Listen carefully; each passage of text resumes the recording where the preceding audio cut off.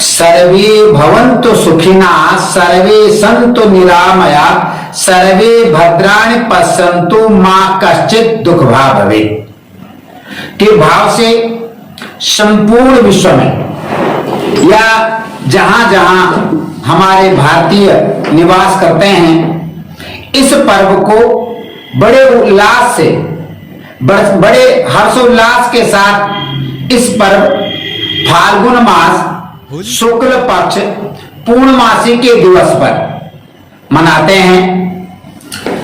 यह पर्व शत्रु पर विजय प्राप्ति के लिए विशेष महत्व है। इस दिन हमारे पौराणिक कथाओं के अनुसार हिरण्यकश्यप जो भगवान विष्णु के परम शत्रु थे और निरंतर उस समय राक्षसों का प्रभाव विश्व पर था, उन्हीं का पुत्र प्रहलाद ने जन्म लिया और वे प्रहलाद भगवान विष्णु के अनन्य भक्त हुए। बार बार हिरण्याक्ष ने अपने पुत्र को समझाया, परंतु प्रहलाद अनन्य भक्त होने के कारण निरंतर ओम नमो भगवते वासुदेव का उच्चारण किया करते थे। कई कष्ट, अनेक प्रकार के कष्टों को प्रहलाद ने सहन किया। एक समय हिरण्याकश्यप की जो बहन होलिका थी, उसने भगवान शंकर की तपस्या करके वरदान प्राप्त किया कि वे अग्नि में नहीं जल पाएगी। तो इस वरदान का फायदा उठाते हुए हिरण्याकश्यप ने गोदी में होलिका ने प्रहलाद को बिठाया, परंतु परमपिता परमेश्वर के अनंत कृपा से प्रहलाद बच गए और होलिका का दहन हो गया, होलिका जल गई। तब से इस पर्व को बड़े धूमधाम से मनाते हैं, होती है। तो साथियों, इस होलिका दहन में हमारे शास्त्रों में, क्योंकि मानव अनेक प्रकार की समस्याओं से युक्त रहता है, कोई रोगी है, कोई धनहीन है।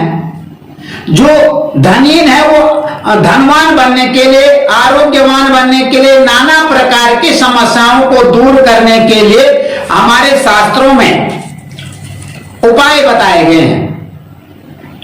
थोड़ा समय में बहुत अच्छा उपाय हो सकता है। 17 तारीख को 9 बजे, शाम को 9:20 से लेकर के और 10:30 बजे तक होलिका दहन का समय है। उस समय जो जिस व्यक्ति पर किसी भी प्रकार की नजर लग जाती है, दवाइयां काम नहीं करती, तो उस व्यक्ति को अपने सिर में एक नारियल लें और उस नारियल में धागा बांधें और अपने सिर में घुमाएं।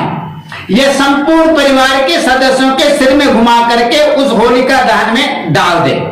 क्रोध का नाश करने के लिए तथा नकारात्मक को दूर करने के लिए, पॉजिटिव वातावरण बनाने के लिए समुद्री नमक और फिटकरी जो आपको सुलभ बाजार से मिल जाएगी, उसमें गोमूत्र मिलाएं और जब घर में सफाई करते हैं, सफाई करने के बाद इन तीनों वस्तुओं को घर में छिड़कें। इससे घर में पॉजिटिव वातावरण बनेगा। कभी कभी व्यक्ति को असाध्य रोग प्राप्त हो जाता है, असाध्य समस्याएं होती हैं, जिन समस्याओं का निवारण व्यक्ति नहीं कर पाता, डॉक्टरों की सलाह से लेकर के या अच्छे वकीलों की सलाह लेकर भी समस्याओं का समाधान नहीं हो पाता। तो इस समय होलिका के दहन के समय 11 गोमती चक्र लें और उन गोमती चक्रों 11 चक्रों को अपने सिर में घुमाएं और होलिका दहन के करते समय नमन करें, प्रणाम करें, अपने समस्याओं को उस होलिका के समक्ष प्रस्तुत करें और वो जो उन 2 गोमती चक्र को अग्नि में डाल दें। तो इससे निश्चय ही सभी समस्याओं का निवारण हो जाएगा।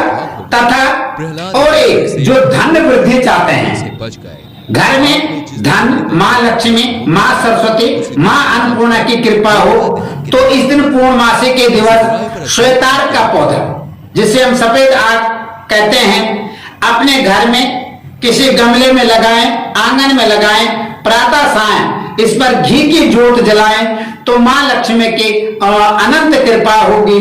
तो इस प्रकार के उपाय करने से आप अपने